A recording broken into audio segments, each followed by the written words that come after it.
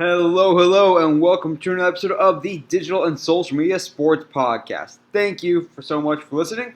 I am your host, Neil Horowitz. You can find me on Twitter at NJH287. Also, I'm on LinkedIn where I post more content. Visit the website dsmsports.net for more episodes and content. And of course, check out the podcast on your preferred podcast platform. What a great show for you guys today. I really am a fan of this guest. I've been following his career for years. And he came on my radar recently when the school he works at, University of Montana, was doing a campaign to try to get the football team on College Game Day, to have College Game Day come to Missoula for Montana versus Montana State. But really, this guest, Mike Murtaugh, has been doing so much good stuff, going back to even before he was, when he was still working his way up. And he did something cool on Snapchat you'll hear about later in the episode. But the guest is Mike Murtaugh. He is the Assistant Athletic Director for Marketing and Community Relations at University of Montana Athletics.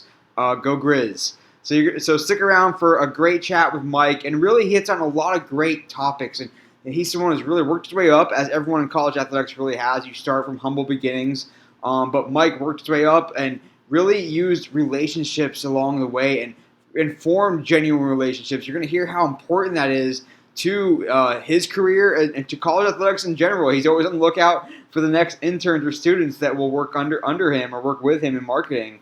And also just lots of great points around what you can do when you really collaborate, when you break down silos. And he's had experience at really small places at SUNY Brockport when he was pretty much a one-man team almost in many ways, and going up to the University of Iowa in the Big Ten with a lot more resources and more people, and just a lot of good insight from Mike on how to get stuff done, how to know what's worth doing, how to work together with people, and just you're going to enjoy this. So I want to just give you a nice introduction. So stick around because coming up is Mike Murtaugh of University of Montana Athletics. Back with today's guest, and I am so psyched to talk to him. We've been having a great conversation offline that I probably should have been recording as well, but that can be part 2 of this episode. But you're going to learn a lot today from Mike Murtaugh. He is the Assistant Athletic Director of Marketing and Community Relations for the University of Montana Athletics. Welcome to the podcast today, Mike. Thanks, Neil. Appreciate it. Happy to be here. So psyched to pick your brain, learn from you. You've done so much already, and you're still young and growing career. Doing a great job there at Montana. But before we get into the meat of our discussion, tell us about yourself. Tell us about your background, how you got started in the space, your stops along the way, and any tips for folks that want to work in sports like you do. Well, first of all, thanks for calling me young. I haven't been called young in a while, so I'll take that. I wasn't always in college athletics. I started off, first of all, it took me 12 years to graduate college. So I'll say I fully immersed in the college experience, and that was just for my undergraduate degree. So no extra research for the jobs. Yeah. So I'm not a doctor or a lawyer with those 12 years of experience. But like I said, I kind of, screwed off a lot in my early 20s. I always used to tell people I punted my 20s from a career standpoint. I have a lot of stories to tell from that time, and a lot I probably can't repeat. But, I kind of knew I always wanted to work in sports. I just had no idea what that meant. And so once I met my now wife, she kind of got me on track and kind of really got me to focus on what I needed to be focusing on. And that was actually growing up and getting a job. And so I did a 1-semester internship prior to graduating with my undergraduate degree. And I did it at Clemson. And so that was my first real taste of being in an athletic department, especially a big time athletic department. Yeah. And so through that experience, I figured out that I wanted to do marketing. And so I my internship was over, went back to SUNY Brockport, that's where I got my undergraduate degree, which is a small college, D3 school up in Western New York. And so I thought I had Clemson on my resume and I was going to be set. I was ready to start my college career. And then I quickly realized that my experience was the thing that was lacking. And it was nice to have Clemson on my resume, but I had to have more than just school on my resume to get a job. And so I ended up spending 3.5 years volunteering at SUNY Brockport. So during that time, I got my undergraduate degree, went to grad school, which got into grad school on a probationary period, but come to find out that was the best I ever did in school between high school and college, because in grad school, I was taking all the classes that I was interested in. I was doing projects on things that I was interested in, and I crushed it. And so, but during that time, I did a lot of volunteering with, SUNY Brockport, and I got to do marketing stuff, which was awesome because I got to actually do some marketing stuff. But the not so good thing about it was, there was no marketing department at a D3 school. So it was kind of like trial and error. And so I was in-game host for basketball games and for football games at halftime. And so, yeah, it was kind of like the wedding singer, was I got a microphone and you don't, so you will listen to every word I have to say. And so, so that, to me, that was a way that I could be seen and heard. Yeah. And so, but it was a really great experience because it took me outside of my comfort zone. And so I spent those 3.5 years doing some marketing stuff with trying to get students to games, in-game host. But I also took that time to start networking with people because I realized I didn't have anybody that was going to have my back when it came time to references. And so in a 1.5 years, I developed real genuine relationships with people that I never met. And so what I did was I set up a time to talk with them. And then almost every time they would ask about Mike, tell me a little bit about yourself. And so I would go into about me. And then I would ask them my questions, and then I'd follow that up with a handwritten note. And then a couple months later, I would hit them back up and be like, hey, I saw you did this promotion, talk to me about that. And so, building genuine relationships with people. And so 3.5 years later, I'm like, I'm not getting what I need. Like, I need to be in front of people, and being in Western New York, besides Syracuse and UB, like that's it. Like, New York's pro sports. Everyone's a Sox fan, Yankees fan. There's not a lot of college, and I knew I wanted to work in college. So I went to NACDA, which is a convention where, administrators from across the landscape of college athletics, they come and they meet and they talk and they learn. And so I knew that if I could get in front of somebody, like, somebody would give me a chance. Yeah. There's not a lot of things that I have, but I feel like I have the ability to talk to people, sometimes too much, but at least it was better than just being a piece of paper. And so I went down there, all these people that I had made contacts with over the last 1.5 years, got their cell phone numbers, and I started hitting them up as soon as my plane landed. I get there and I'm slapping some of these guys up like we went to college together. And it was only because, like, I had built genuine relationships with these people, and that handshake was like the kind of the finality of it. I don't even know if that's a word, but it was kind of like, so it made them more willing to help me. And so they're like, hey, Mike, I know somebody that's interviewing here and there, or hiring here and there. And so, it was a 5-day job interview for me. And it was exhausting because I was just, talking and meeting and listening to so many people. Well, one of the people that I happened to be standing next to was somebody from Western Kentucky, and they had overheard me saying that I was looking for an internship. And they were like, hey, we're hiring somebody, just to let you know, it's in Bowling Green, Kentucky. And I'm like, I don't care if it's Anchorage, Alaska. He's like, you're interested? I said, absolutely. He goes, all right, send me your resume and cover letter to me, and I'll send it to my boss. Mm-hmm. Well, the person I was just talking to, his name was Thomas Harris. His boss was Zach McKay. I interviewed there 2 days later. 3 weeks later, I'm moving my family of 5 down to Bowling Green, Kentucky to start my marketing assistant position at Western Kentucky. And, it took me a long time to get into this profession, but I'll tell you what, I don't think I could have had a better journey along the way between my start at Clemson and then my first full-time, temporary position at Western Kentucky, because the folks that I got to work with are second to none, like first class. They really showed me, Thomas, Zach, Matt Morrison, like those guys, they just showed me like what it's like to have a good working environment. Mm-hmm. And that was, to me, was like, it showed me like you can do serious work, but still have fun doing it. And so, like, that was awesome. I got to work side by side with Craig Peden, who was also a marketing assistant, who, now works at Cal, but like having somebody as my peer who was like just as invested in helping me grow as I was in him which some people might have thought that there would have been a lot of like competition between the two of us, but the friendship that we built made it to where we were just cheerleaders for the other person. So I do that for a year, could have worked for another year, but I knew I wanted a full-time job. And so that same NACDA convention that I met Thomas, I also met another gentleman, Jason Martin. Well, he calls me in April asking me like what my deal was at WKU, like what's going on with that, what's my job status. And I told him that my job was up. I could come back if I wanted to, but I was looking for a full-time position. He goes, I remember you and I remember your hustle down at NACDA. Yeah. So, we have a job coming open and I want to interview you for it. And so I was like, absolutely. So interviewed, got that, went down to Arkansas State, was there 8 months. Iowa comes open. I always wanted to work at a Big Ten Power 5 school. And so I took a shot. I was shocked that I got it. And so went to Iowa, was there for 4 years.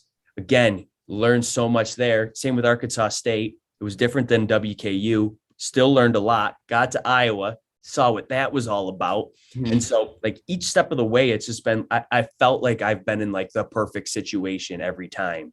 And so I was Iowa for 4 years, knew I was ready for the next step, saw Montana was coming open, reached out to them to see like what the job entailed, because I knew that I always said that if I was going to leave Iowa, it had to be for a better quality of life. And what I mean by a better quality of life is like, I wanted outdoors. I wanted nature. Yeah. Mountains, like mountains are things that like I always dreamed about. Nothing that I grew up pretty lower class in New York. And so like, I never traveled as a kid. And so I feel like that's partly the reason why I am obsessed with traveling now. But anyways, Montana came open, applied for that, got that. Super pumped to come here. Because I remember on my interview and I was thinking to myself, I'm like, man, I hope these people are as genuine and as nice as if I get this job, I hope they are who they were on the interview, because I was just like, yeah, I could totally do this. I could totally work here. Yeah. Got the job, moved here. Been here, I believe it's like been 6 months now. And it's been a whirlwind, and as the first year always is, but it's just been really cool. And like I said, like, I feel like I've been in like the perfect spot every step of the way. And so I think part of that is I've done my due diligence to make sure that I set myself up for that. But I think part of it too is there's just so many cool people that work in this industry that I just keep getting lucky. Oh yeah. Well, already making waves up there in Montana. And I mean, people that don't know, like, just so much to take away from what Mike's done. Really, truly has hustled throughout. And I've been following your career trajectory throughout, and it's been cool to see you go from stop to stop. And I think and I've had people in college athletics, plenty of people in college athletics on this podcast before, and it's very much a theme of I picked up and went in my truck and drove across the country from New Mexico State to Mississippi or whatever it might be. And so like how early on did you realize that, heck, I'm going to work in college athletics? It probably means I'm going to have to do a little bit of moving around, especially early on in my career. Like how cognizant were you of that? And what was that like when you were coming up, and still even 6 months ago? Yeah, well, I knew it. I knew in order to do what I wanted to do, I was going to have to be willing to do whatever it took to get there. And that's something that I've learned. I learned early in life. I mean, I'm just going to be straight up with you. Like, my IQ is very low. Like, I'm borderline, like, I'm not smart. Let's just say that. But I tell you what I am is I have low IQ and high EQ. Mm-hmm. And so what I mean by that is like, I'm good with people because I'm a genuine person. I genuinely like people. Mm-hmm. I genuinely care about people. And so I think that, and I'm good at reading the room. I'm good at reading people. And so I think that that's what's kind of helped get me to where I am. The whole smarts thing, like, I think I've just been very blunt and honest with myself that, like, look, buddy, your brain's not going to get you where you need to go. So you better be able to out hustle people. And so that's something that I've always done. I've always just outworked people. I've never been afraid of work. And it's because, I knew in order to do the things that I wanted to do, I was going to have to be able to outwork people. I was going to have to be able to do whatever it takes. And so that's just it's been instilled in me from an early age. And so, that's something that I think a lot of people don't necessarily understand when they want to get into, and not just college athletics, but I think if there's anything that people want to do that's fun, exciting, worthwhile, like it's gonna be hard because you're probably not the only person that wants to Right. do that thing. And so whatever you want to do in life, you're going to have to work hard and you're going to have to put in a lot of hours. And I know that people, I know that people talk a lot about work-life balance, and there is definitely truth to that. You need to be able to have time to yourself. You need to have time to recharge, but it doesn't mean you get that every single week. Like that's not consistent. Right. And so there's going to be months like this is crossover season. This is when all the fall sports are starting to wrap up and all the winter sports are ramping up. And so like you're going to more than likely going to be working long hours, and that's just part of it. And then, springtime comes along and maybe you're not working as many hours. And so, but you just have to know that like, that's just part of it. And you just have to be able to do whatever it takes to do the job. And so, yeah. Tell me about learning the ropes of marketing in college. I think what a lot of people think about pro sports and how there is a very much a specialization of it. When I started my own career, I was worried about just the social media channels. And then when I talk to folks in college, they're like, well, I got to worry about ordering the giveaway items for this game. I got to work on the script for this game. I got to, we're doing some radio ads. We might buy some billboard out of home ads. And then we have our social media strategy. And it's just like, holy crap, like your hands are in everything when it comes to like, you're truly marketing across channels and dealing with stuff from day to day as well. So like what was that like trying to learn all those little aspects of things and, managing budget in some ways. And so like, I guess it's just a whole long way to think about like what that process was like for you to pick up all those little skills that go into college athletics marketing. Yeah, it's just, you got to be a sponge. I mean, listening to you say all that, it's like, oh my gosh, yeah, that is a lot. And then not only that, but don't forget about branding. Can't forget about branding. Right. Like, and then you got that. So yeah, it's just like, I like the fact that we can have our hands in so many things, but I also think that too, the whole jack of all trades, master of none is really kind of hurting college athletics, because you have a lot of smaller departments that do have one or two people doing all those things that you listed. And then I'm sure there's probably some other ones too. Mm-hmm. And so it's really like trying to figure out what is important. What should we be focusing our energy on? Because if we're focusing our energy on like 10 different things, we're not really doing anything. And so what good is that?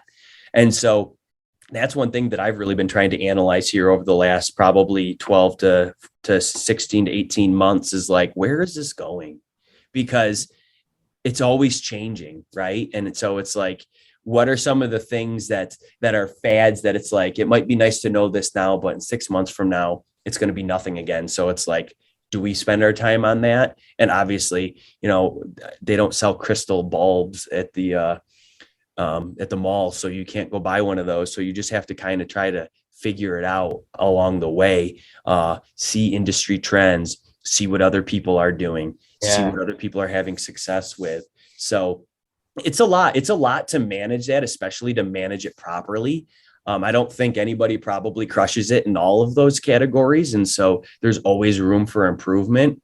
But one of the things that I think going forward, it's funny, I was just talking about this, is I feel like whether you're sports information, marketing, well, definitely those two areas are starting to like converge, and they kind of already have, but like those two groups that I just talked about, like those are content creators. Maybe they're doing them in different forms and fashions, but they're content creators. And then marketing has the game day presentation. Sports information has the stat collection and talking to the media, or, getting the notes and stuff out to the media. But after that, they're really the same position. And, Brad Worthman was kind of working on something at Virginia Tech, and Brad, I just think the world of Brad. He's one of the luminaries in the space, definitely. 100%. He's been one of those people that I actually talked to a long time ago when he was at Cincinnati, and we've just kept in contact. And I would say he's probably the number one person that I lean on when it comes to this type of stuff, because I just feel like him and I feel like are built the same way. And so, but anyways, he was, mentioning a kind of the same thing that I just said. And it's like, you really got to get everybody on the same page, going in the same direction. Because it's not always been the case where it's like marketing does this, sports information does this, and they both just go their straight line. When now it's just kind of like zigzag, and we kind of merge a lot. And so one of the things that I learned at Iowa was, you guys got to meet often. You guys got to be on the same page. You got to know what the other one's doing. So, how, so you're not doubling up on things. Totally. And so how the other one knows what you're doing. So you can kind of like collaborate instead of just kind of both executing your own plans in separate ways. Yeah. It's the whole, greater than the sum of its parts, whatever the saying is, when you work together and realize there's synergies. And I want to hear about a little bit of, because you did kind of jump from like, I got my exposure at Clemson, then to SUNY Brockport, where you were almost a one-man show in many ways, then to Western Kentucky, and then to ultimately to Iowa, kind of the biggest resourced up there next to Clemson. And so what was that like going from almost no resources to tons of resources to almost no resources to tons of resources, and maybe more specializations in some cases and more cooks in the kitchen in some cases. So I imagine there's some benefits to having exposure to those different levels and different degrees of specialization, but also just a lot of learning curves as well. So how did you find that coming up in your career, and what do you take away from it as you are now at Montana, which is kind of in the middle, I guess, so to speak? Right. No, yeah, that's a great question. I'm glad I started out at Western Kentucky because, the budget, we didn't really have much of a budget especially from the sports that I had. And I would almost say the same at Arkansas State.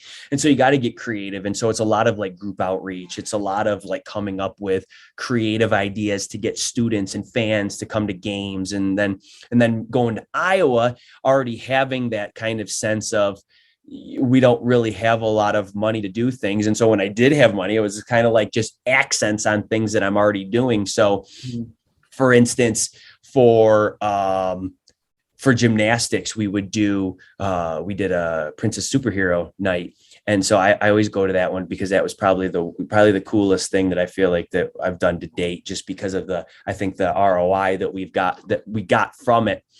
And, so we were able to hire princesses and superheroes, and some of the princesses actually worked at Disney that lived in Des Moines, Iowa. Some of the superheroes worked for Marvel, and so they almost legit looked like these people, instead of just having and no knock on the ones that can't do it, but it was 120-pound intern dressed up as Superman. It's kind of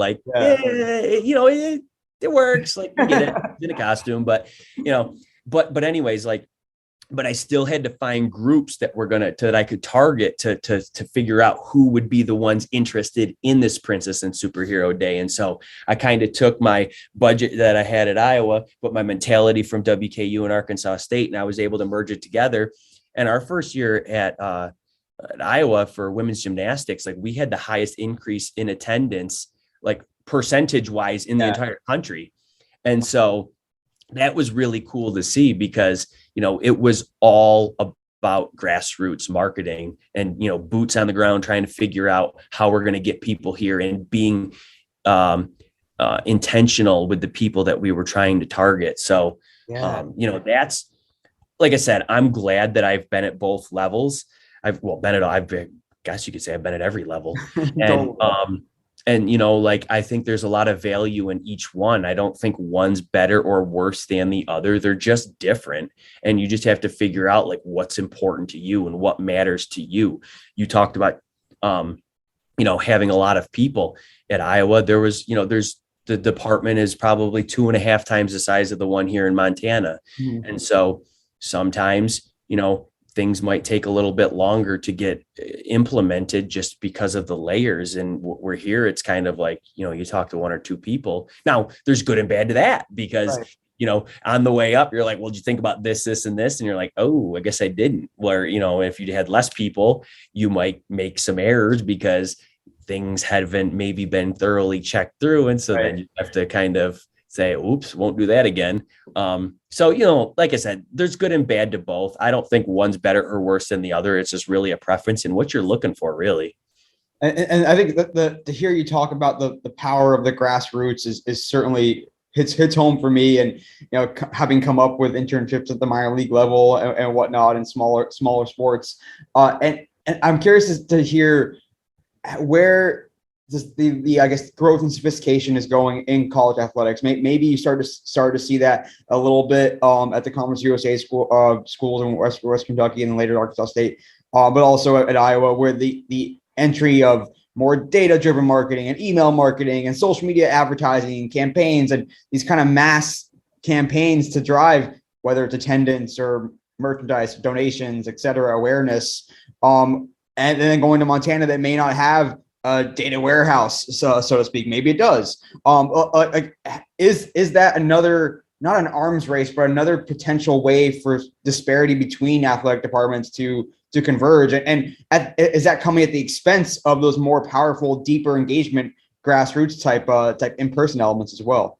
So I'll load a bit there to roommate on. No, that's a really good observation / question, because, I think everybody, at least at this point, understands like data is very important.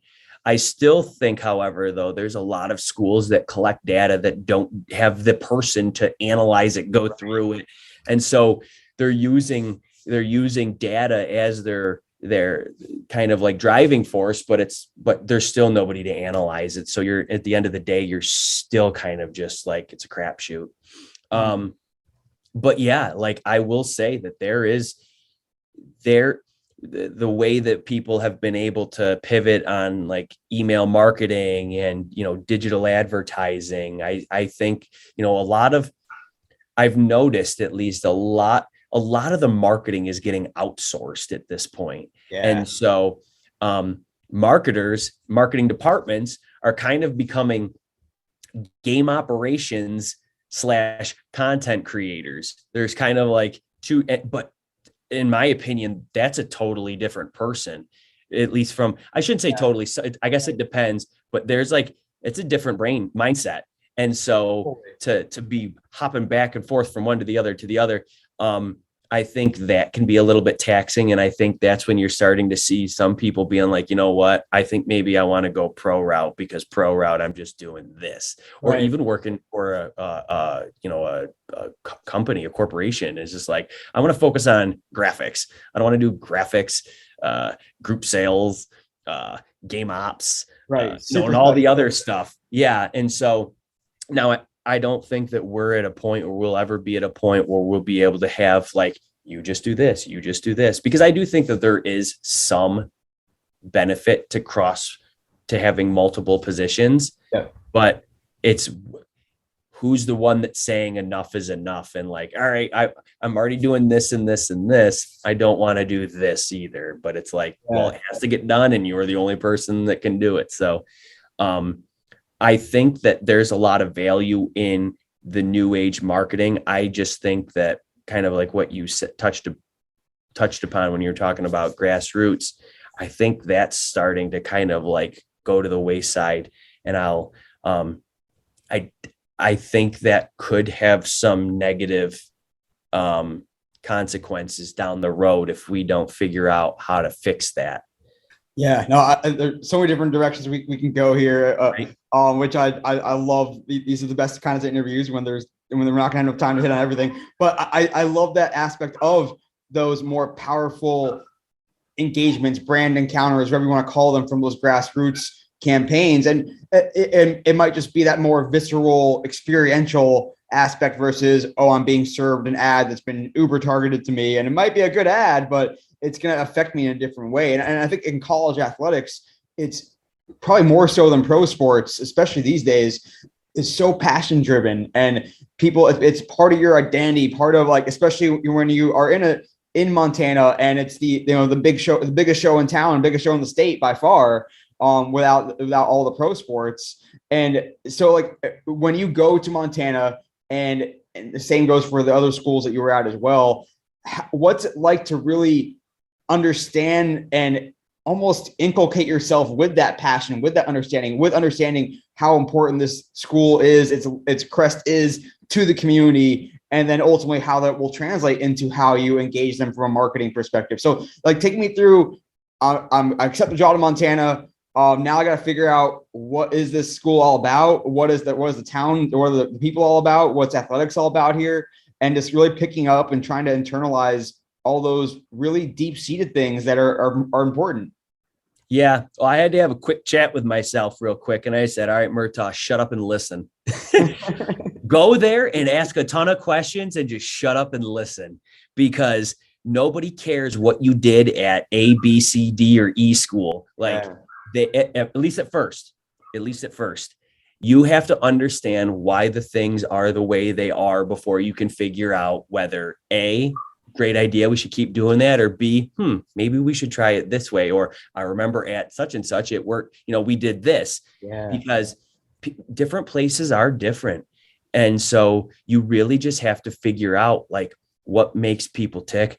Why are things the way they are before you can even formulate anything, because nobody cares how great you are if you're just going to come in thinking that you have all the answers, because that's not what people want. People, if you just come in there and you just think that you have all the answers and then you start making bad decisions, like that's going to really be damaging to the validity of anything that you have to say going forward for quite some time and maybe ever. And so it's funny. I talked earlier how I'm an idiot and how I'm just like got crap grades all throughout, undergraduate, in high school, and basically my whole life. But I think that has helped me once I went to grad school, and I actually enjoyed learning, is like, I haven't stopped learning ever since. And so like, I love asking questions. I want to know why things are the way they are. I have a lot of questions because I know I don't have many answers. And so I like to ask questions. I like to figure out and find out things. And so that wasn't really a problem for me when I got here. But as you could see, like I do like to talk, but it's like time and place for that, buddy. So yeah, when I got here, I just asked a ton of questions. I wanted to figure out why things are the way they were, because I wanted to know, like, is that a good idea, or maybe we can try things a different way. And do you have to almost, and this goes back to what we were talking about before too, with understanding what is worth doing and what's worth doing from a multidisciplinary perspective, what's worth outsourcing, what's worth taking resources up to do. Like when you go from Iowa to Montana, do you have to reset your bar almost to be like, okay, yeah, we could do this, but hey, we don't have the same number of people that we had at Iowa. Therefore, I have to really scrutinize whether this is worth doing that much more. And like, you have to focus on those things that move the needle versus also things that maybe are thought of as being like keeping the lights on, like the good old like press releases and game notes and whatnot that are still part of college athletics, probably more so than they should be. But like, what's that process like to go from that change in resources to, and how that affects how you, I guess, again, to sort of scrutinize what we're spending our time doing and resources doing? Yeah, you nailed it when you said, what are some of the things that we might want to do, but we just can't do because we just don't have the resources, whether it's human or financial. And so like, I think I'm still going through that, still trying to figure out what exactly is, extremely important. What are some things that we just cannot do without? But what are some of the things that we want to do in the future? And if so, let's start putting a plan together. So when we're talking in March and April of next year, we're hitting the ground running. So summer is not going to be, summer we'll be ready to go, and we won't have any downtime because we're already going to have our marching orders, because we already know where we want to go. So it's really just, trying to, we've already implemented some new stuff that I think has been really beneficial, but I think that there's still a lot to, I guess, uncover and figure out like where we want to go. So still a work in progress. A perfect segue. I'm going to pat myself on the back for the segue of something you guys did recently that really is one of those needle moving things that took, certainly caught everyone's attention, was the push to get College Game Day to come to Montana versus Montana State for football. Ultimately, College Game Day went to Columbus for the 8 billionth time because that's what they do. But still, even and you and I talked about this a little bit offline, that even with that decision by ESPN, it was not a net.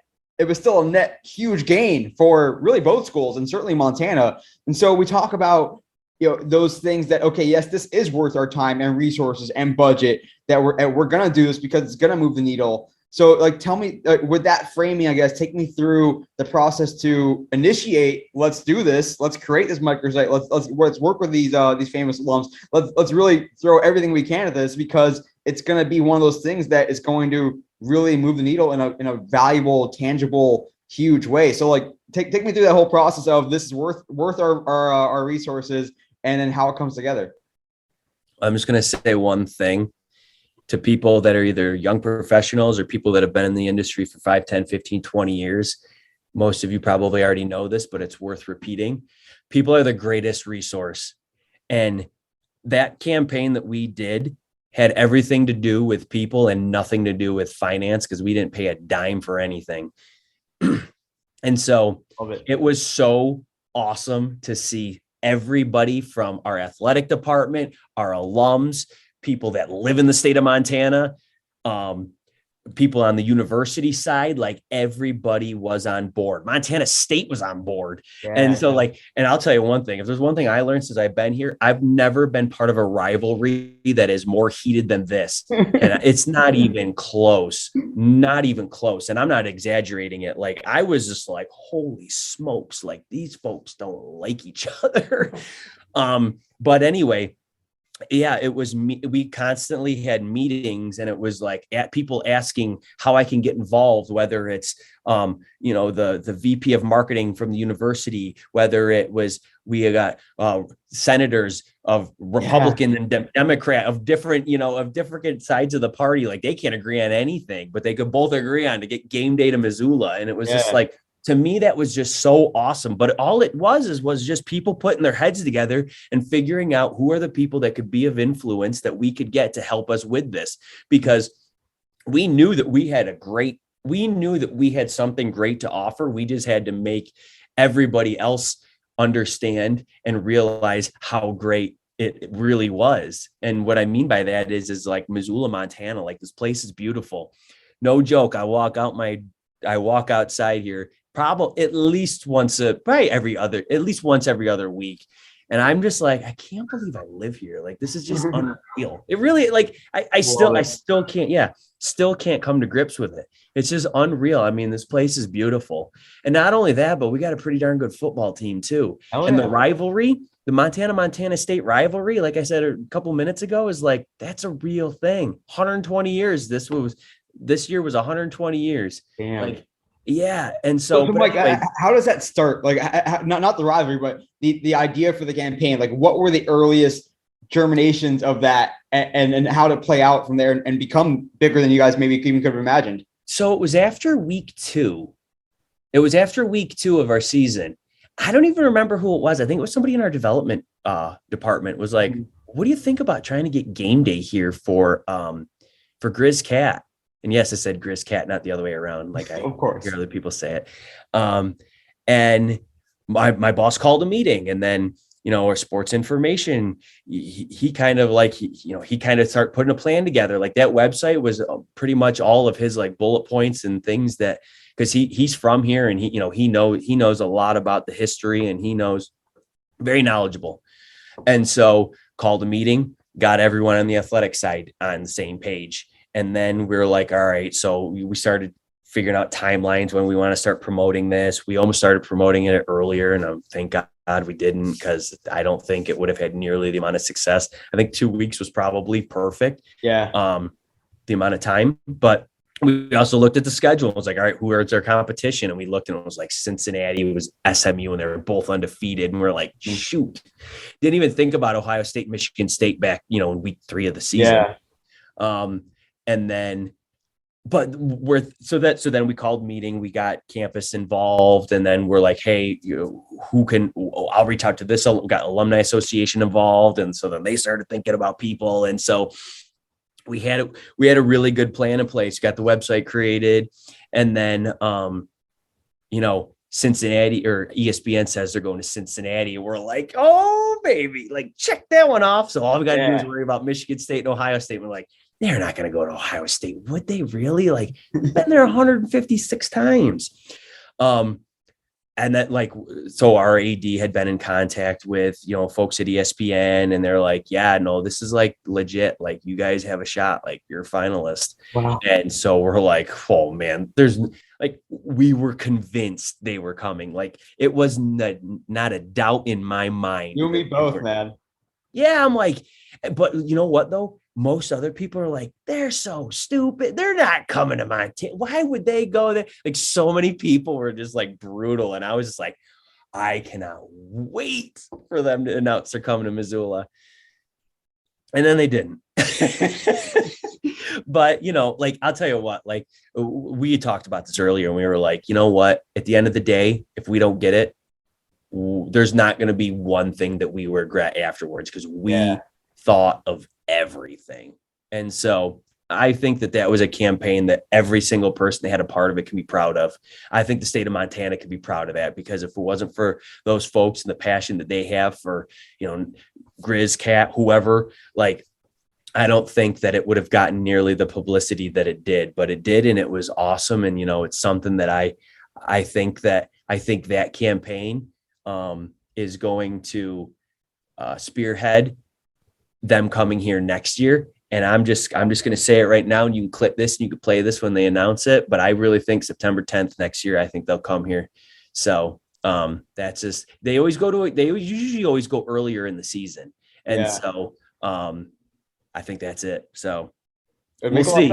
I mean, and you and I have talked about this multiple times too, of even before the decision was made, I think we all knew that this was still going to be a great thing for Montana. And it got national publicity, like you said, and it got on everyone's radar, and everyone knew about the Montana State rivalry by the end of those 2 weeks for sure. So a tip of my cap to you and everyone that was involved in it. Like you said, there really was no stone left unturned. It was fantastically executed and just awesome to see. Yeah, thanks, Neil. And I'll tell you what, like I said earlier, is like, it's the people. Like, you get so much more accomplished when you're just a bunch of we's instead of a bunch of me's. And I know that, like, people hear that all the time, but I think sometimes it doesn't really sink in, because a lot of times people's ego gets in the way, or basically their ego gets in the way, and it doesn't allow them to be a team player. But it was really cool to see. I think that I think we all have something to be proud of. Well, one more thing for those terrible stat, I'm like going back and forth in my head of which of these next two things I want to make sure we ask about, because there's a couple things that I had in mind, but we're gonna go with something that I've heard people love. So it's a busy fall or winter Saturday in Montana. A recent Saturday full of home games. What does it look like for you? Take me through with as much detail as you want, from the time you get up to the time you finally hit the sack at the end of the night. What is the day in the life of Mike Murtaugh? So I get up at 5:30 in the morning, get a shower, and I make sure that I get up, because I like to be up before my kids do. And so I get my kids up, get them ready, get their lunches, backpacks all set. And then I'm out the door, get here about 8:00. And then, it really depends on the day. Mondays and Tuesdays are usually pretty brutal. Those are mostly meeting days, but let's pretend it's a Saturday game day. Saturday game day. Yeah. Okay. So scratch all the first part. I let my kids sleep as late as possible so I can have as much time as possible. But usually I'm like touching up game stuff. And then I get into here, we meet with the interns, and then I go to the press box and, just get ready for the game, make sure everyone's got everything that they need. Mm-hmm. And then we get to watch a pretty, probably one of the most beautiful sceneries in all of college football. I get to experience that 6 times a year. This was, this was the first year, but, I got to experience 6 awesome Saturdays. And then, after that, we just come back afterwards. We kind of touch base with all the interns, see how everything went, what we can improve on, and then, back home. And then Sundays are usually always hike days in the Murtaugh household, because there is just so much to see and so many beautiful places around here. And I know I already said that. I know sometimes I'm sure some people are probably like, all right, yeah, we get it. Montana is beautiful, but I can't stress it enough. So yeah, we always go on a hike. How do you guys go about allocating like is someone else minding volleyball and soccer if those are going on, or the other sports that are, especially in the busy crossover season, how you guys go about delegating?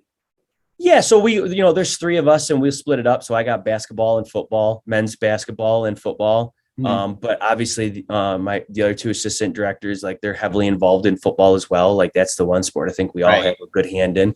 And then one of our assistant directors, she's got multiple hats, but one of her hats is soccer for marketing.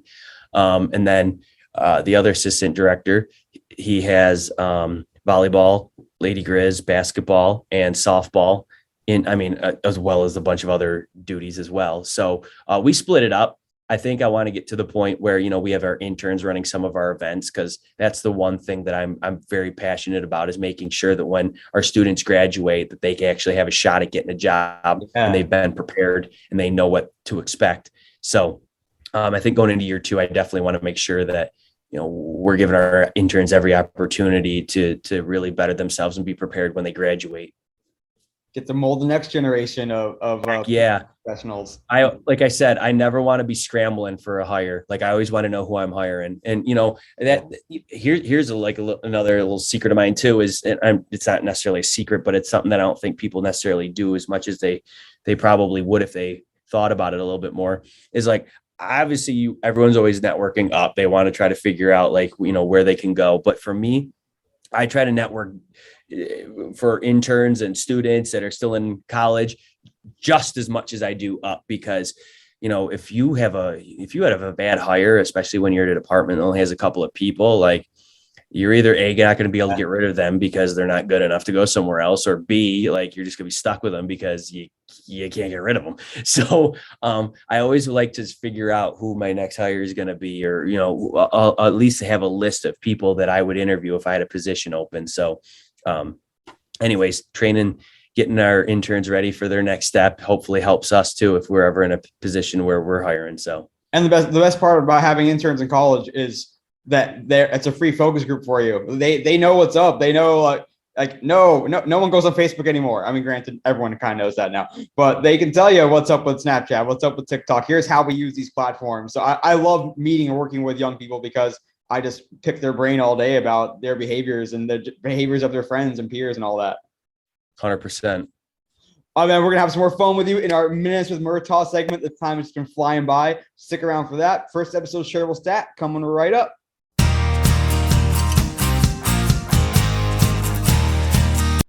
So awesome chatting with Mike.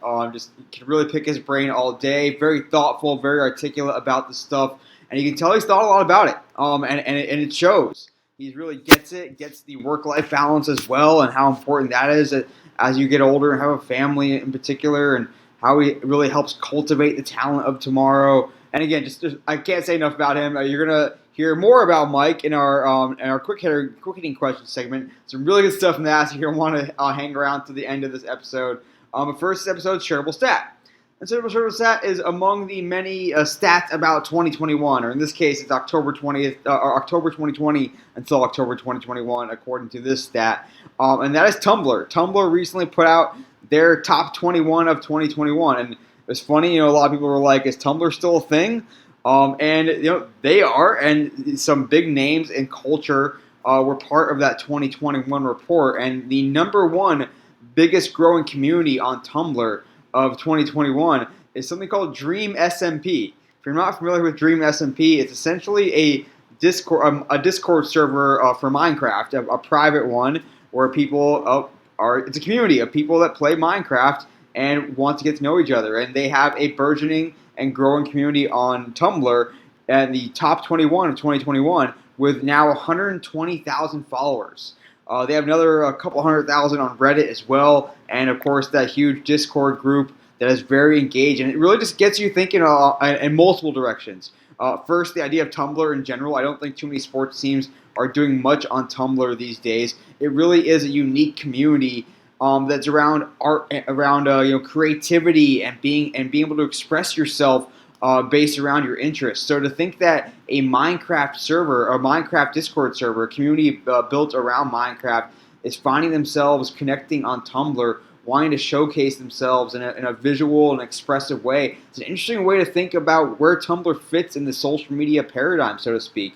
Reddit is where you go to in those micro communities, those very niche communities, similar to a Tumblr. But where Reddit is to have conversations and to share links and talk about stories. Tumblr is that art museum almost, or that creativity space for those niche communities. And of course, they're also obviously discussing on Discord. And then of course, the other direction to look at it is just the crazy cool communities that are arising out of games like Minecraft, like Fortnite, like Roblox, like League of Legends. People that unite, form a community, but that community is really the game is the loose form of that community.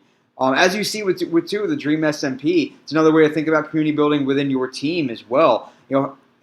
Is the future of sports, of teams, of mutual interest places like a sports team going to be a bunch of micro communities? Yes, you still come together for some of the big moments in aggregate, those large community moments. But is every team going to have a team of people that play Minecraft and are also fans of the Yankees, or whatever it might be, and that's their unique connection point, and you have a much smaller, more engaged community around a unique connection point that goes along with the aggregate. So I can keep going all day, but it's really interesting to think that Tumblr is still out there and still affecting culture in some ways, and it was cool to see their top 21 2021, and they have communities that are well into the millions as well. But I believe the top 21 was based around the fastest growing in the year 2021, and that was the Dream SMP community. Again, a Minecraft community around a Discord server that has 120,000 followers on Tumblr as of this recording. All right, that's a shareable stat. Hope it was worth your while. It's definitely thought-provoking, but we're going to have some fun now and learn a lot more from Mike Murtaugh, Assistant Athletic Director of Marketing and Community Relations for Montana Athletics. Right back from this episode's Shareable Stat, and I am joined once again by Mike Murtaugh. He is the Assistant Athletic Director for Marketing and Community Relations for the University of Montana Athletics programs.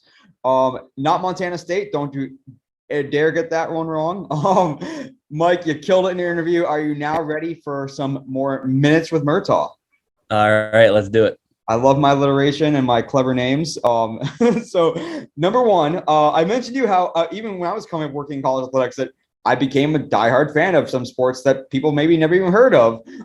So tell me the non-mainstream sport and how you can define however you like that you become the biggest fan of during your career working in college sports. Non-mainstream. Okay, so like a sport that I've so like don't give me basketball or football, but like give me one of those. Gymnastics. Easy. Gymnastics. Yeah, that's the one sport that's the only sport that my whole family would go to when I was at Iowa. So gymnastics. We're planning on driving out to Utah for a meet. So that's incredible. I was the same way. When I was the first time I went to a gymnastics meet at my college, I was blown away. I was like, holy crap, this is incredible. Like they are insane. They're just they're just awesome. Totally with you there. And the people I worked with at Iowa were second to none. So Big Ten gymnastics is pretty legit. No, some pretty high level competition. Shout out to Larissa Libby and the Iowa Hawkeyes. Watch out. They're coming for you. Number two, tell me either as a fan or as an employee, tell me the most memorable game during your career. Ooh. I'm going to say this past one, Grizz Cat. No, I had a feeling you might. I had a feeling. This place was electric. It was like goosebumps. I mean, it was I can't even describe it. Like anybody who has the opportunity to come to see Grizz Cat in Missoula needs to check it out. I know that some people might say like, oh, it's FCS level, but you would never know that. You would never know that. I mean, this place loves their Grizzlies, and Grizz Cat doesn't get any better than that. Well, so where were you during the game? Are you in the press box the whole time? I'm up in the press box running the game. So okay. So yeah, but it was. I mean, the PA announcer is next to me, and like I'm trying to like count in the video guy who's down in the video room. I'm trying to like time up when his PA is about to be done so I could cue the video. Wow. And I'm like, I am sorry. I'm like, I am guessing when I cannot hear him. I could not hear the PA announcer who was right next to me because it was that loud. It was unbelievable. always a good sign when you can't hear someone right next to you. Yeah. And number two would be Iowa, Ohio State when Iowa rolled Ohio State in 2017. Hell yeah. I'll always remember that one in a good way. Number three, college athletics is so well known for its great promotions. You talked about some earlier. We've had Chris Grossi on this podcast before, kind of the king of the promotions with Georgetown and Penn State. So tell me your favorite promotion that you've been a part of during your college athletics career. Got it. It's funny. I just talked to Chris Grossi yesterday. I'm going to say Princess Superhero Night just because it was the most successful. I feel like I talk about Princess Superhero Night a lot, but I thought because we were very thorough with the whole promotion and, like the picture taking lines and how we incorporated them into the meet and how we used Princess Superhero theme for graphics and all that stuff. Like it was just a very well put together production. So that's what I'm going to go with. Nice. And how about number four then?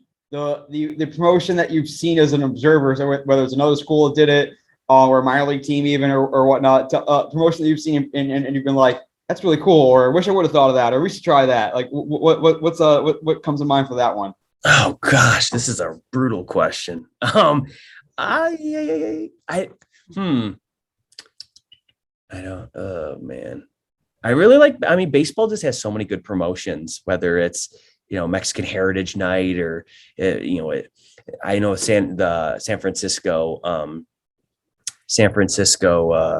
Giants, they always have like different theme nights to try to incorporate the community. I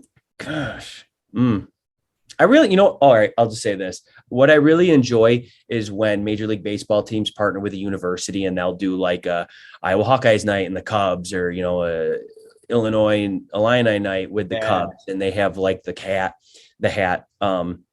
That's I always really enjoy that because I always feel like that really brings the university with the local sports team or kind of local sports team together. So that's my pick.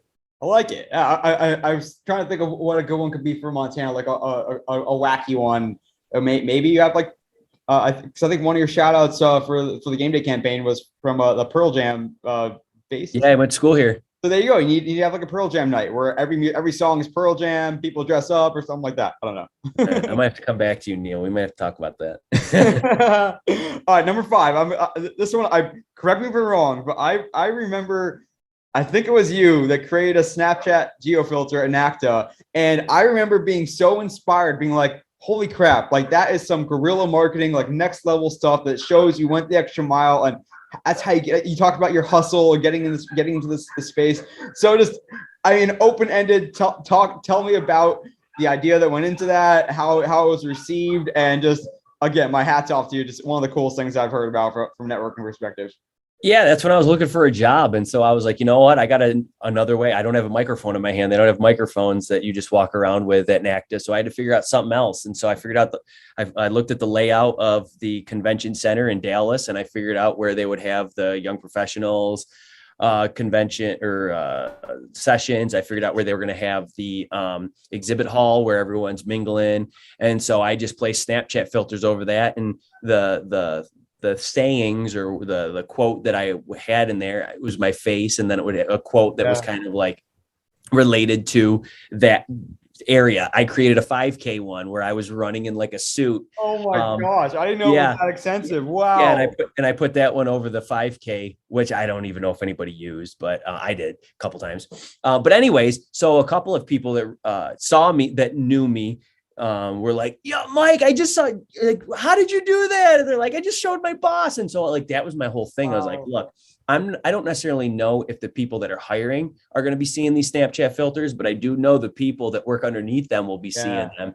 And so that's what I did. I just, I was just trying to figure out any ways to stick out. And so it didn't necessarily land me a job, but it got people that didn't even know me talking about me. And apparently then the next year, Daniel Heck at Auburn actually mentioned me in one of his presentations. And at that point we had not even met. And so I was just like, all right, well, I think it worked. I got my name out there, and that was the goal, is to get my name out there. So I can tell you it still sticks with me after all these years. And people that need to place it time-wise, like this was like when Snapchat filters were at their peak, when yeah, I didn't jot it down. This is the time when like you would wake up and you look at what the filters are for that day in your region, and so it was spot on, so well done, and just one of the coolest things. That something that I tell young people all the time. Still, And for my username, I actually got the name the Snaps Guy, which was great because Snapchat turned just Snap.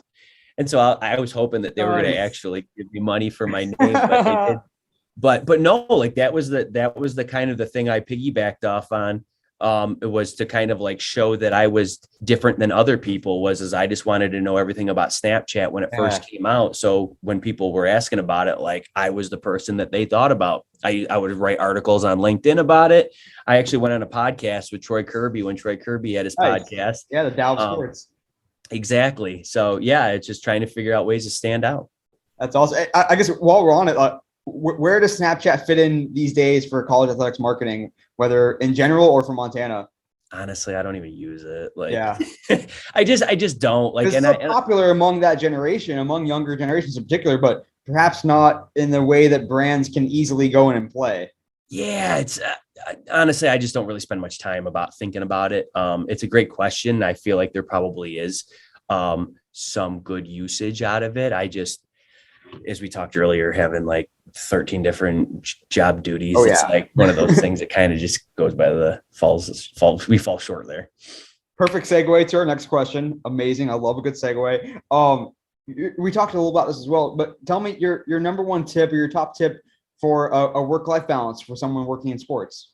Yeah, I think COVID was a good not necessarily a wake-up call, because like I don't think that I've ever been the type of person that was, I guess, too distant from my family, but like it really put it into perspective on how like you only get one life and you really have to make the most of it. And it's not to say that your work should suffer, but your family also shouldn't always suffer when it comes to work. Like there has to be a line drawn in the sand. There has to be some type of mental procedures in place, so you're not always putting your family on the back burner because somebody needs something ASAP.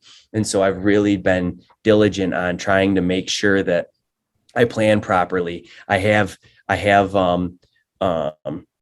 we're talking about things well in advance so things don't come up, because they're going to come up regardless. There's going to be things that come up, but if there's things that maybe if we would have thought about sooner, then it doesn't have to take me away at Tuesday at 7:00. Well, then I'm going to do that.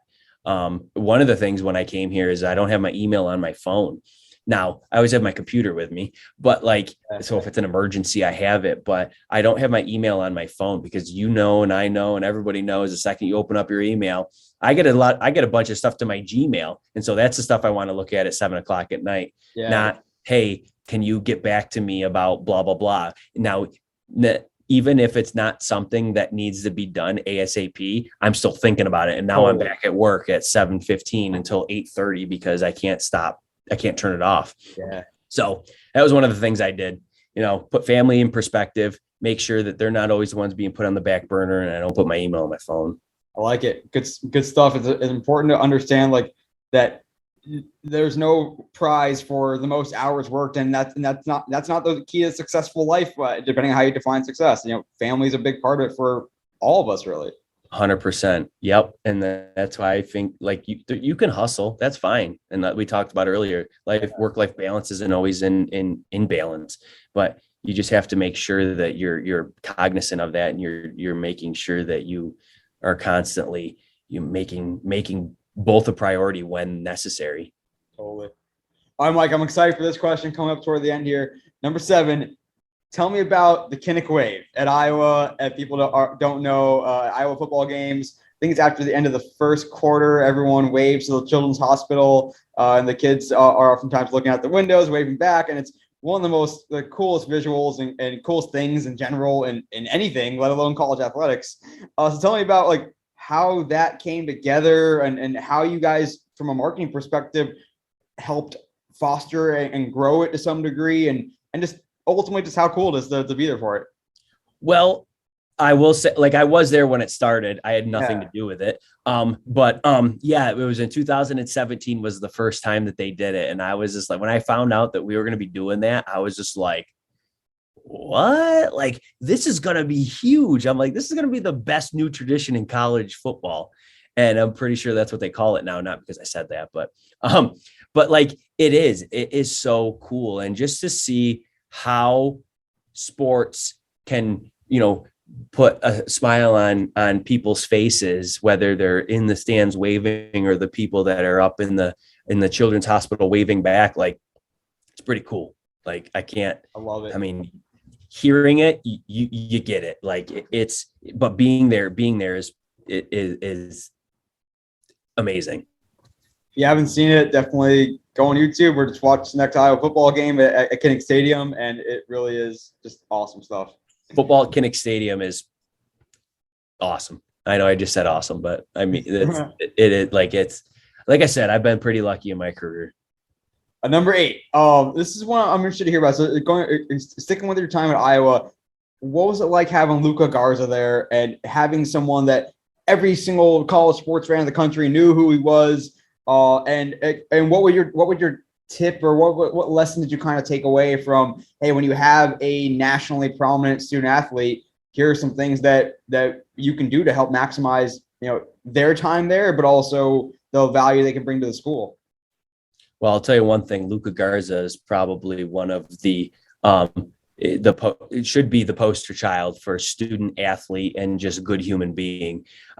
It's funny. I didn't know who he was when I first got there. And I remember I was down in Carver Hawkeye Arena. They had just gotten new lights and I was like just messing with them because I was trying to figure out like how to go blackout, how to bring them back up. Mm-hmm. And Luka was standing in the arena and he asked me if I could get a picture, if he could get a picture of me. No, if I could take a picture of him and someone that he was with. And so I was like, yeah, sure. And so I knew his basketball player. And so I took his picture and I was like, what's your name? He goes, oh, I'm Luka. And I shook his hand. I was like, yo, I'm Mike. Nice to meet you. And I thought to myself, I'm like, I'm probably the last person that ever asked him, because everybody knew who he was. But I'll tell you, his work ethic was second to none, and you're seeing it now. I mean, he's in the NBA, and he's going to be in the NBA for a long time. What the thing that I think is very important when you get somebody of that stature and who's that good is making sure that you're working together as a team to be able to capitalize on that. Mm-hmm. Well, the thing we did his senior year was we would get together weekly. We started in about early November and got marketing, sports information, video, some of the interns that would work with men's basketball, our website designer, just everybody in the same room. And we created a web page and we figured out like, what's the type of stuff that we want to put on there. And then, who could we get quotes from, because we wanted to make sure, because he was runner up the year before, we wanted to make sure we're going to leave no doubt. And look, Luka Garza won that award. That didn't have anything to do with us, but it's one of those things. It's like, if you don't do that and you look back and like, God forbid he comes in second place again, and you're like, well, we could have done whatever. So it's like maximizing those opportunities, but it's bringing people together, bringing people that have expertise in certain areas and letting them voice their opinion. Because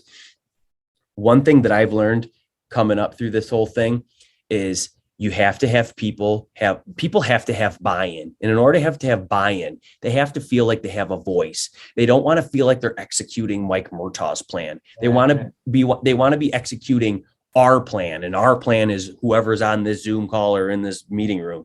And so when you get feedback and you make corrections and you have other people let you know like what they think, like that goes a long way. And so I thought that was pretty cool. Like I said, Luka did all the work. But I thought that, working with that group during that time to kind of put a plan together, I thought that was really special.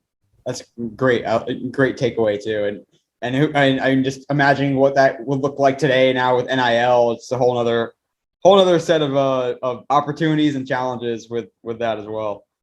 Well, you know what? You bring up Luka Garza. We also had the best wrestler in the country, Spencer Lee. True. We also had my first 2 years. We had Megan Gustafson, and then now Caitlin Clark is there.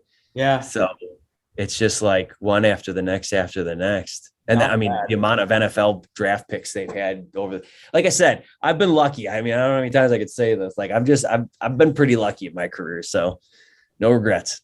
Number 9, we're coming to the food question here. We got to ask the food question. So you've been in several college towns for both work for your career and I'm sure traveling for games as well. So tell me the best college town delicacy you've ever had and where you got it. Western New York. It's called a garbage plate. And if you don't know what a garbage plate is, I'm about to tell you. And even though I'm going to tell you, you're probably going to say that sounds disgusting, but I'll tell you what, it's heaven. So it's hot dog or hamburger or cheeseburger, mac salad, and home fries and or French fries, you pick.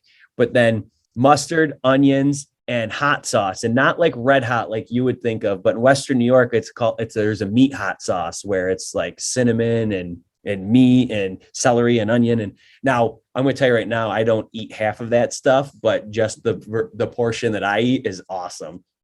Anyways, I know it sounds disgusting, but so many people that have come to visit me back home are like, that is disgusting. I'm not going to eat that. And I'm like, just try it. And they try it. 9 times out of 10, they're like, holy cow, I never thought that this could be a good combination. Wow. Yeah, I know. Yep.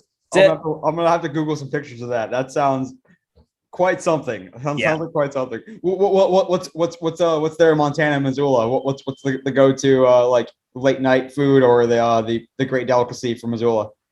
Oh man, I like Tamarix. It's a restaurant, but like there's just a lot of different things you can have there. At least to my knowledge, there's not like this, like that's a Montana thing, you know, like Huckleberry, I guess Huckleberry, but Huckleberry jam or Huckleberry smoothie so, but yeah, no, nothing. Not only that, but I'm 41. So like, there's no late nights for me. Late nights for me is ice cream and late nights like 10 o'clock. So you'll be both. All right. Last one for you, Mike. You've done a great job of selling us on Montana and from a tourism perspective. So tell me, if I'm a tourist visiting Montana, what's the 1-2 things that I need to know? Yellowstone is more beautiful in person than you'll ever see on a TV show. I should say a TV show. What I meant is like they always have documentaries on Yellowstone Park.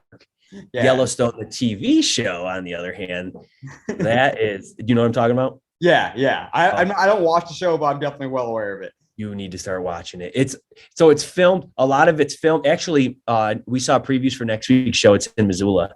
Nice. Yeah. I'm sorry. So I got off topic. So Yellowstone National Park, gotta go. I've been a few times. Another thing is like any Flathead Lake. If you're here in the summertime, you got to go to Flathead Lake. You got lake and you got mountains. Like it's hard to beat that. And to be honest with you, if you want to get lost anywhere in Western Montana, you're not going to be disappointed. So, yeah. I mean, it's definitely a place that you could come and probably realize that you wouldn't mind living here. So I like it. As a lot of people have moved here since I've been here. I'll be curious to see what the next census says, because there's been a lot of people that have moved. I mean, I lived in a hotel my first 2 months here. Wow. There's nowhere to live. Literally nowhere to live. Well, just more fans to come out to Grizzlies athletics events. I love it. Mike did a great job in the Minutes of the Murtaugh segment. Now your chance to take over the podcast and tell us your social media also to follow. Just tell us what platform they're on, who they are, and why they're following. Got it. Yeah. So I'm not as interesting as I used to be now. Now that I wouldn't say I definitely hustle, but like I've been more learning the job and not necessarily trying to like put myself out there. So if you want to see what's going on at the University of Montana, you definitely follow me on Twitter at Michael_A_Junior. And I believe the same on Instagram. And, if you want to go to Instagram and you want to see how beautiful Montana is, you can go to my Instagram and see all the pictures that my wife takes that I take, and I put them on my page. So 9 out of 10 pictures that get posted on my Instagram come from my wife. So, I mean, she's a pretty good photographer. So tell us about who do you want to shout out? Who is the all-star that we should all follow? Who's your recommended follow? Okay, so recommended follows. Honestly, if I'm just shouting people out, like God, I could go all day. But we talked about earlier about Brad Worthman. Yeah. I think he's doing great stuff for Virginia Tech. I think Thomas Harris is doing awesome things down at University of Arizona. I'm gonna leave a bunch of people out, so I feel like I'm gonna stop it at that. People, if you're listening to this podcast, you know who those folks are in the industry Oh that are yeah. just like rad. And so, I could just go on and on and on. There's just so many cool people that, in this industry, and so many people that I've been able to become friends with over the years. So, yeah, there's a bunch of them. Love it. Well, Mike, cannot thank you enough for taking time out of your day today in this busy, crazy crossover season, which is always busy and crazy for anyone in college athletics. Just a wealth of knowledge, so thoughtful, articulate, and really appreciate you giving us your time today. You know what, Neil? You've had so many great compliments to me. You've used words that to describe me that I have not heard. So I appreciate that. So thank you. All right, this has been a really cool experience, and I'm glad we finally got to connect. Just so great talking to Mike. I really enjoyed connecting with him, our conversations. Again, just a lot of knowledge, a lot of wisdom from his years, and still very young in his career as well, but doing great things. And as we talked about, that college career will have you jumping around. He's had experience at several places around the country, and certainly you can tell he's really found himself there at Montana, surrounded by all that natural beauty, and really appreciate him coming on the podcast today. But that'll do it for this episode of the Digital and Social Media Sports Podcast. Thank you again for listening. Tell your friends, tell your colleagues, or just subscribe on your preferred podcast platform. Again, you can find me, your host, Neil Horowitz, on LinkedIn, where I post more content. Of course, the website, dsmsports.net, and on Twitter at NJH287. We'd love to hear from you. And you will hear from me again in the near future with another episode. Until next time, this is your host, Neil Horowitz, signing off for the Digital and Social Media Sports Podcast.